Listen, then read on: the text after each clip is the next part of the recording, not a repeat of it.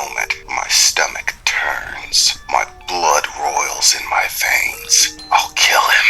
That bastard. I'll kill him. Everything I've done.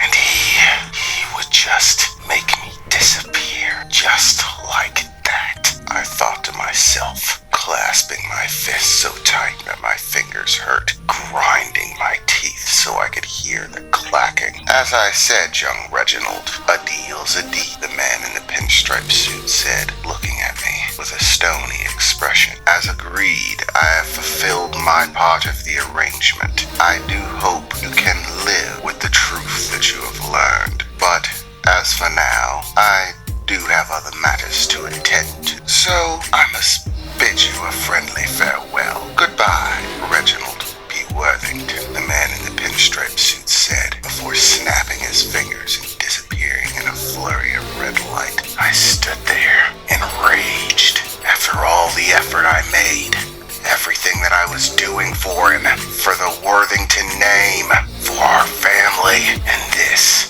is what I get in exchange for my suffering. I scream, turning and punching the mirror at my side. The glass shatters and cracks, distorting my reflection in it. The glass cuts into my hand. I can feel my knuckles bleeding. The blood begins to run down the mirror, wedging into the small cracks that I've made. At once I completely lose control of myself. I grab the mirror, hurl it to the other side of the room. It shatters against one of my dressers, all of its countless pieces raining to the floor. That bastard, I'll kill him, are the only thoughts that seem to go through my mind. All at once, the door to my room swings open. Reginald, what's going on? It's my mother. She must have heard the noise. And suddenly, again, I feel it. A sensation, a compulsion from a place that I can neither understand nor explain. And I begin to laugh. A gentle laugh, a little chuckle. My laugh builds until it fills the room, until laughter is the only thing I can hear from myself. I laugh until my sides hurt. I laugh until I can't breathe. I laugh until my knees feel weak, and I struggle to catch every breath. Reginald, what is going on? My mother says, an extremely concerned look on her face, as she stares down and laughing. But I just laugh. I laugh until I collapse to my knees. I laugh until my laughter turns to tears. I feel them now. So many tears.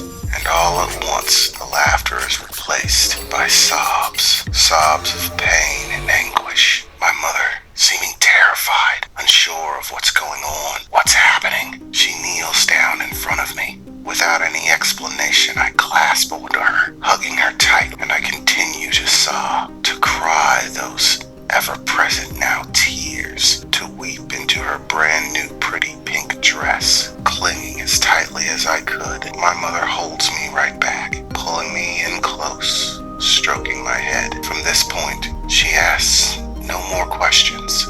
She just allows me to cry, holding me there on the floor of my room. I lose all sense of time for the moment. I don't know how long that I sat there, crying, weeping into my mother's arms. But finally, the tears did come to an end, as I finally gained control of myself, stopping the tears, and loosened my hold on my mother. Reginald, what is going on? What happened? My mother asked, an even more concerned look upon her face. I stood back up, trying to clean what I could of the tears from my face, to compose myself to speak. I had a visit from the pinstripe man, mother, I said, beginning to step away from her. He offered me another deal, a trade, a favor in exchange for information, a secret. I made the deal and was told the truth, the horrendous truth. In the letter Father sent you, he also gave you an invitation to a party, correct? My mother began to look at me with a frightful expression on her face. How did you know that, Reginald? I was going to keep it a surprise. I thought for certain it would make you joyful, happy, give you the opportunity to show your father how marvelous you've grown. My mother said, looking at me, still with that frightful expression of fear and disconcern, worry. Father has no intention of us going to the party, Mother. It's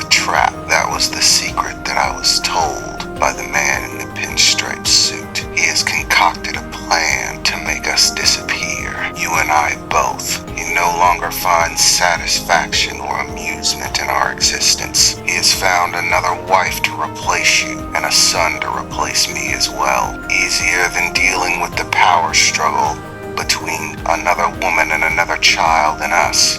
He has decided it would simply be easier to make us go away forever. The expression on my mother's face turns to shock, anger, disgust, and even sadness. He has arranged for a group of men to be ready and waiting. They are to stop our carriage on the road on the way to the party. There, on the side of the road, they are meant to kill us. To everyone else, it will simply look like an accident. We simply were robbed by bad people, and they killed us. And after our funerals, he's free to marry his new wife and bring her and her son into the family. And no one will think it's suspicious. He'll most likely tell the story that he found her in his grief and in his sadness for our loss, and she healed his ever so broken heart. In the end, they'll get everything, and we will get buried. At least, that's the plan. Reginald, are you sure? You have to be certain about this, Reginald, my mother exclaimed, beginning to grab me by the shoulders and look me in the eye. The glare that I gave back to her was stone. At that instant, staring into my eyes, all questions of whether or not I was certain faded away. It was true. She knew it was true just by the look in my eyes. A few tears began to roll down her face. I can't believe it. I knew that your father had grown tired of me, but to do away with you as well, how could he? I never knew him to be a particularly loving or compassionate man, but this, my mother said, holding on to her face, covering her mouth, unable to stop the tears. Don't worry, Mother, I said to her. I have no intention of being killed by rogue bandits, buried in a grave at the age of 10, to have all that is mine stolen away, to cease to exist, simply because a greedy old man with no love in his heart decided it. No, Mother, this is perfect. All this time and effort I put into trying to impress Father to be the son he wanted me to be, it wasn't wasted. I still have all those skills, all those abilities, all that knowledge. I have everything I need now, thanks to the man in the pinstripe suit. I know the truth, and the truth can give one great power to set things right, to change the course of one's fate. I am Reginald P. Worthington, heir to the Worthington Empire, and it will be mine. In a conflict between our destinies, mine and my father's, he is about to find out that my destiny is the stronger of the two, that he cannot simply wipe me away as if I never existed, as if I didn't matter. No, thanks to the man in the pinstripe suit, everything is going to go my way. Father has invited us to a ball, thinks it will be the end of us, but it won't. Instead, we shall invite him to a ball, a party, all for him. And just as he planned our fate for us, I have a plan for his fate, and we shall see which of us truly possesses the strength to control the Worthington Empire. My mother's expression turned steel. Yes, Reginald, I shall send word to the party that we will not be showing up tonight. No, Mother, I replied. I've already told Alice I'm going to be there. She'll be waiting there for me at the party. I wouldn't want to upset Alice, and while we're there, I can have a nice chat with her. So go, clean your dress up a little bit, redo your makeup so that you look nice. We shall attend the party as planned. In fact, it couldn't be more right that we do so. I reached into my pocket, pulling the crystal from it. Magical index. I announce aloud, it's time, dear Father, that I start planning your return party.